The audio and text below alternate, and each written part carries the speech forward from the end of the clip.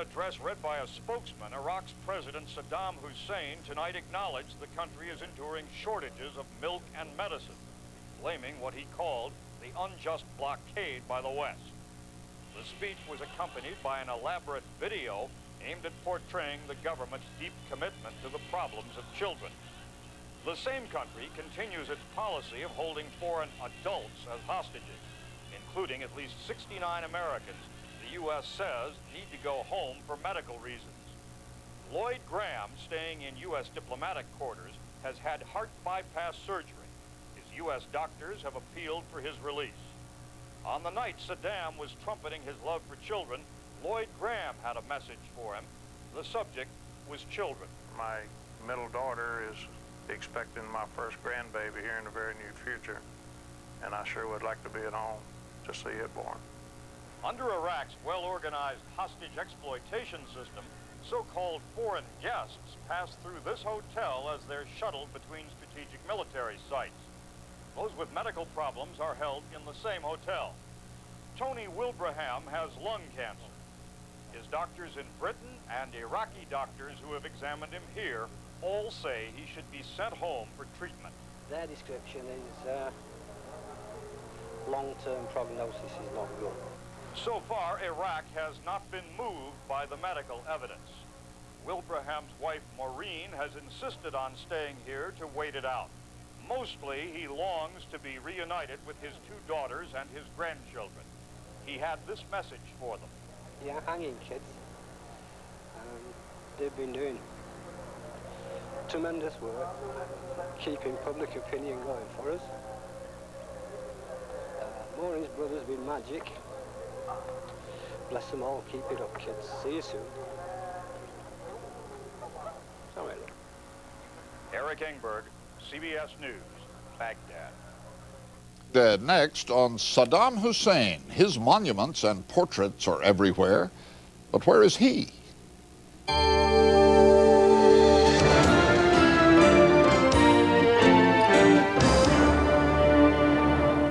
Dictators are like this. Their pictures are in every shop window, but they are hard to find. Eric Engberg has sent us a candid report from Baghdad. There is a temptation when reporting on the Iraq of Saddam Hussein to treat it as something out of Gilbert and Sullivan. After all, this man on a white horse has actually been photographed on a white horse. He's unique as a president in that he has starred in a music video, which is played endlessly on television. The lyrics proclaim, "Saddam Hussein, you light up my eyes." But this odd propaganda and posturing, however Chaplinesque they may appear to Westerners, should not be laughed away. Western analysts estimate that 1 out of every 3 families has had a family member jailed, executed, or abused in some way that constitutes a human rights violation. But the police truncheon in this Orwellian state is augmented by a more insidious weapon: ceaseless glorification of the leader. Newspaper readers in Iraq are spared the bother of wondering what's going to be on the front page every day. Here, whatever Saddam Hussein is doing is the news. The English-language newspaper reserves the exact same spot on the front page every day for its Saddam Hussein picture. And in Iraq, nobody else makes the front page. Perhaps because he had to hold together many feuding factions in his early years in power, Saddam decided to make himself the overarching symbol for Iraq. The painters, sculptors, and photographers got going. They never stopped, implanting the leader's face on everything that stood still and a few things that didn't. Hello. I see that at a neighborhood Saddam portrait shop, the owner reports even the return business is thriving. Yes, that many. Yes. Many people, he says, own 10 pictures of the leader. For most, that's more than they have rooms. For many, it's more than they have walls. He is everywhere but nowhere, nourishing an aura of mystery by making few public appearances, none of them announced in advance. Using 4 different palaces, he keeps everyone guessing where he is. And another palace is being built with odd amenities for someone who purports to be a popular leader. Imported workers from the West are installing doors with thick lead inserts, windows 8 inches thick. But such security measures seem to indicate more paranoia than they do the presence of real enemies. Most of those are dead. And while many Iraqis wish he were gone, it is always said in a whisper, for in this strange land, no one can afford to be out of tune with Saddam Hussein.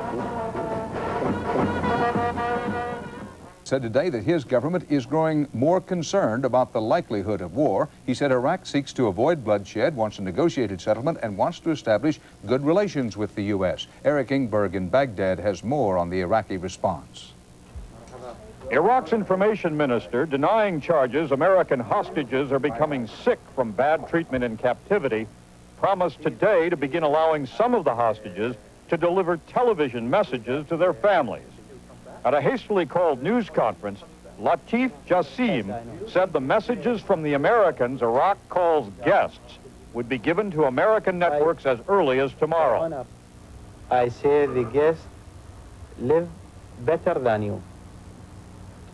And all the news that you hear today, not true.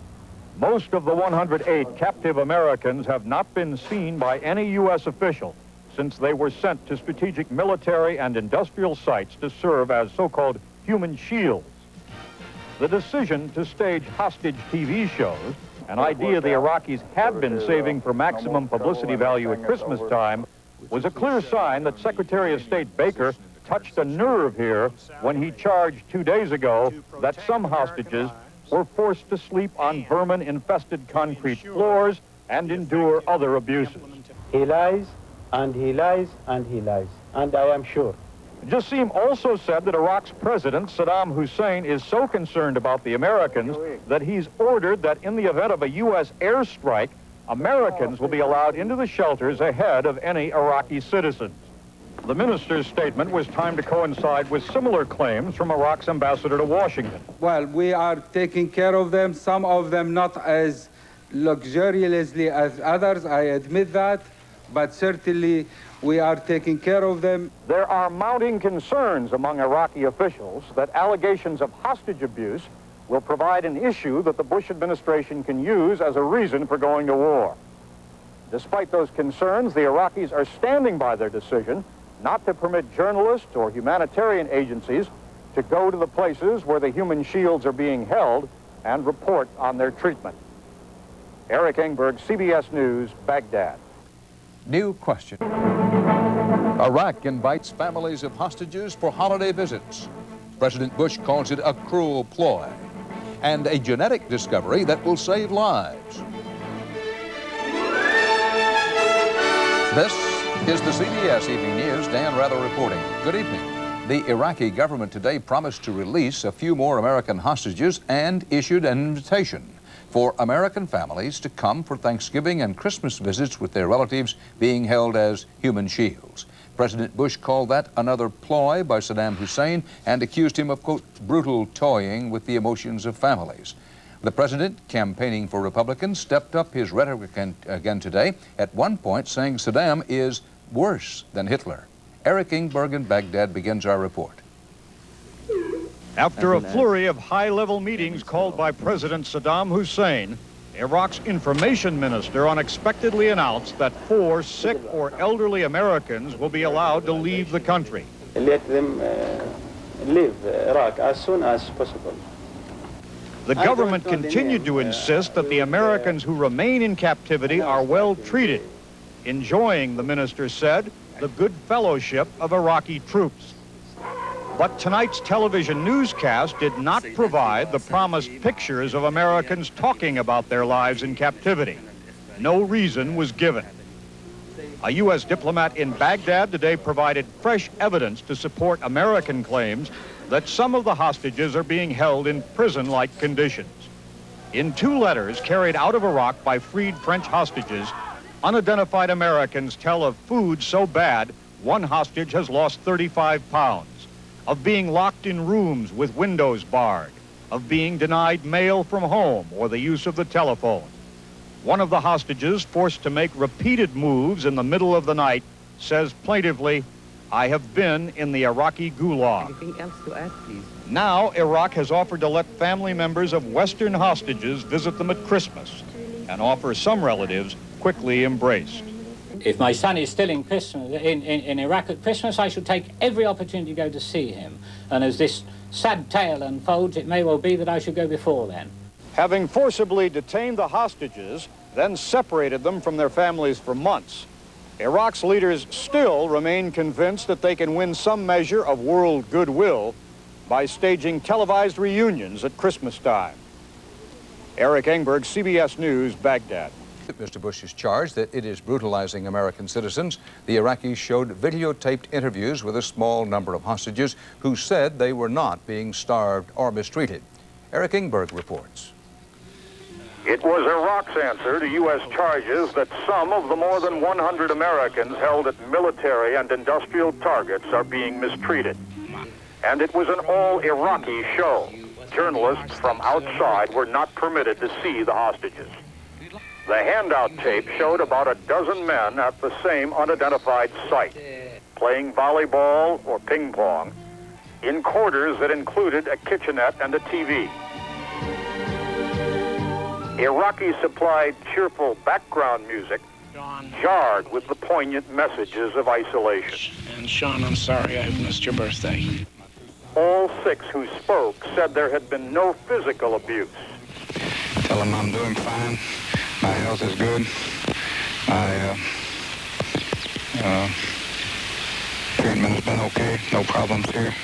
But the hostage statements did not support the regime's claims the Americans are enjoying themselves. One said he was embarking on the novel David Copperfield for a simple reason.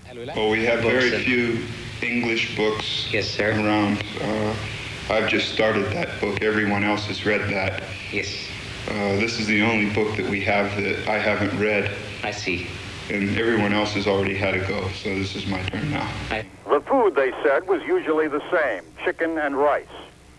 And though none said the words, it was clear, as the U.S. has charged, that Iraqi authorities are denying the captives mail from their loved ones. And if I could hear that they are still well, and they are receiving my letters, that would give me the strength to keep struggling on in this particular situation. There were no obvious signs of duress or coaching, but some of the interviews showed audio and video evidence of heavy editing to fit Iraqi propaganda goals. That I hope a peaceful resolution to the problem can be found. Because the Iraqis steadfastly refused to permit outside journalists to speak to the hostages, tonight's TV show, which the Iraqis call Guests News, will do little to undermine the U.S. claims that some of the Americans are being forced to live in conditions of terror and squalor. Eric Engberg, CBS News, Baghdad. 3 of the 4 Americans released today had been under U.S. protection in diplomatic housing. The 4th, Randall Trin, had been promised his freedom last month only to be stopped at the airport. Today, the Vietnamese refugee made it out, but only barely because Iraq had trouble finding him in its hostage gulag. He had been sent to a strategic site despite a bleeding ulcer. So I want to come back to my family first. Where are they? Are they in Los Angeles, California. Freedom for the 4 was secured by a delegation of American peace activists and clergymen. They were on a list of more than 60 hostages the U.S. is seeking to release on humanitarian grounds. One, Dr. Abdul Kanji, was held in Iraq even though he had been here for a religious pilgrimage. No. Like him, construction worker Mike Barner lived for 3 months in the U.S. ambassador's home. I was ready to stay for, who knows, 10 years if necessary, whatever. Also heading out of Baghdad today, 3 French soldiers wearing just-bought civvies and sheepish expressions. On patrol in the desert Monday, they had wandered across the border into Iraq, the first POWs of the crisis. Iraq, which is trying to curry diplomatic favor with France, chose to ship the lost patrol home with no fuss. In France, the generals say, they face punishment. So the news that they are now famous did not seem to make their nervous wait in the airport any easier. As the hostage auction Iraq is now running takes on aspects of a three-ring circus, former Japanese Prime Minister Nakasone arrived at busy Baghdad airport tonight, seeking release of Japanese nationals. Eric Engberg, CBS News, Baghdad. Eric, is there any logic to that list we've just shown? Saddam gives some people lots of hostages, others hardly any. Why?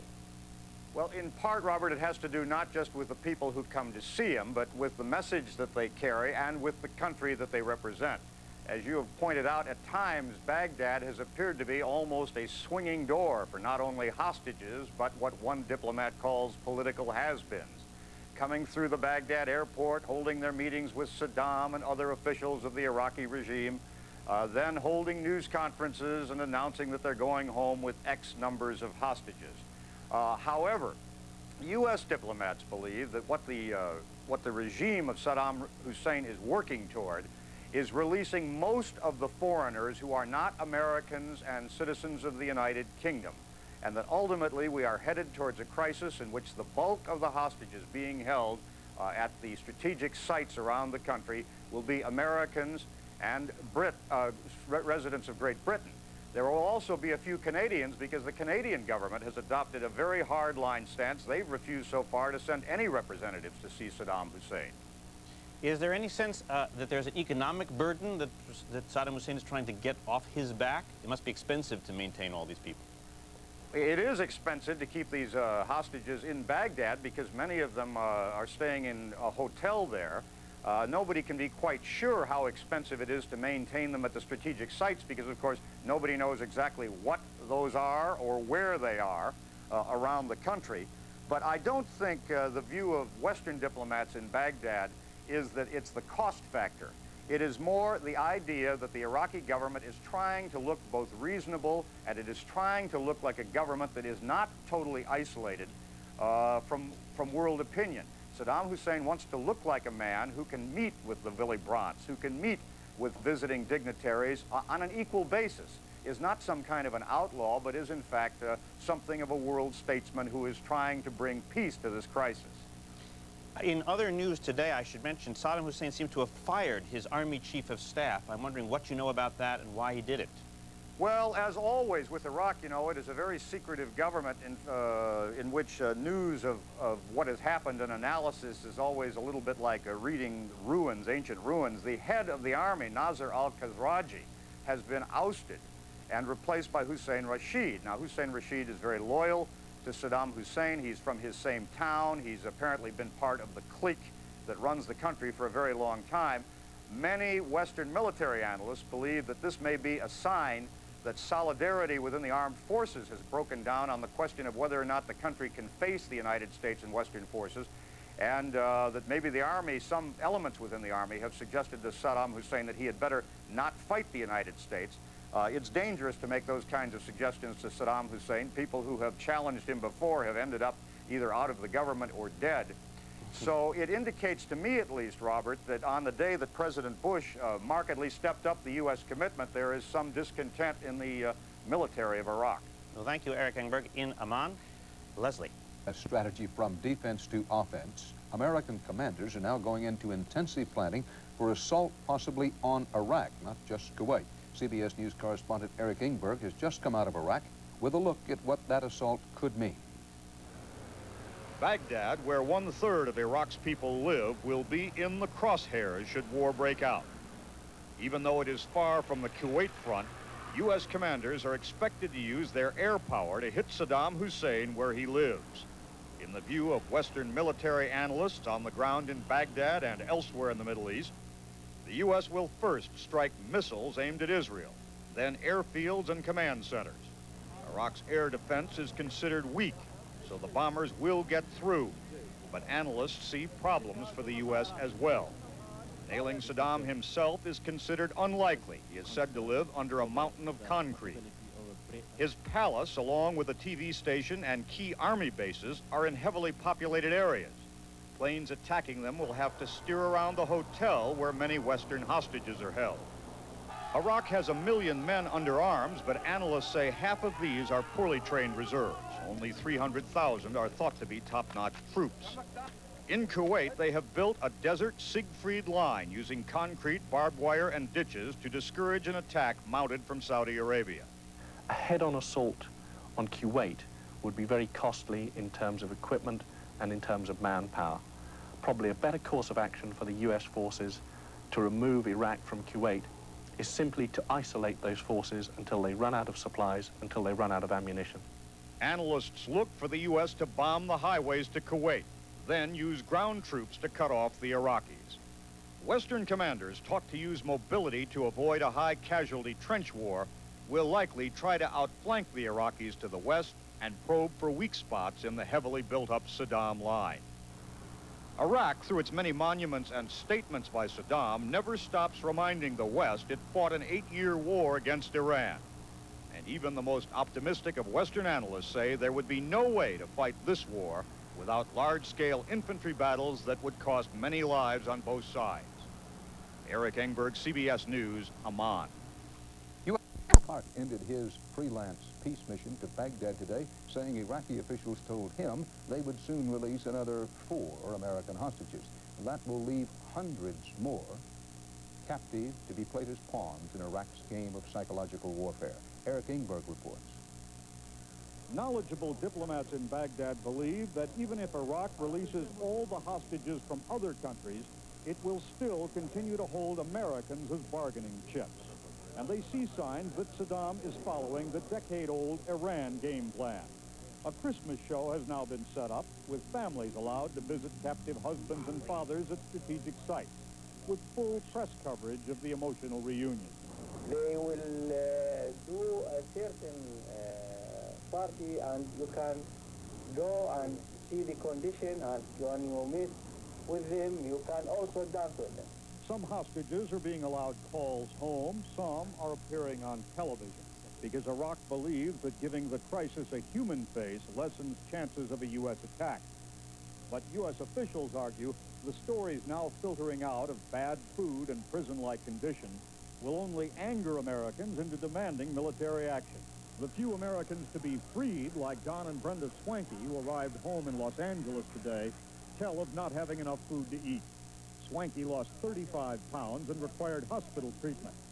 They were held part of the time at a missile plant under constant guard behind locked doors. It was very rough. I was well treated at all times, but it was hard. What's the biggest thing, I guess, that you're looking forward to now that you're back in Los Angeles? A Big Mac. Western observers say that this kind of talk has the potential to create war fever in the American public, but Iraq for now seems unconcerned about U.S. warnings that continued manipulation of the hostages can only inflame a confrontation that is already dangerous enough. Dan? Eric, the Iraqis have consistently refused any independent press coverage inside Kuwait. When you were in Baghdad, what did you hear about conditions in Kuwait itself? I was able to make contact through very confidential channels with some Westerners who live in Kuwait, Dan, and they confirmed many of the stories of atrocities by Iraqi police and troops that we've heard about. As a counterpoint, they said that some Iraqi troops are now being sent into the streets to try to stop looting. And in some cases, these troops have had to trade gunfire with other Iraqi units who were engaged in looting. There are also signs that Iraq is having trouble moving supplies to its troops in Kuwait. The garrison force there lacks weapons and walkie-talkies. Some of the troops don't even have boots, and they walk the streets begging for water. Dan? Eric Engberg, thanks. Merry Christmas.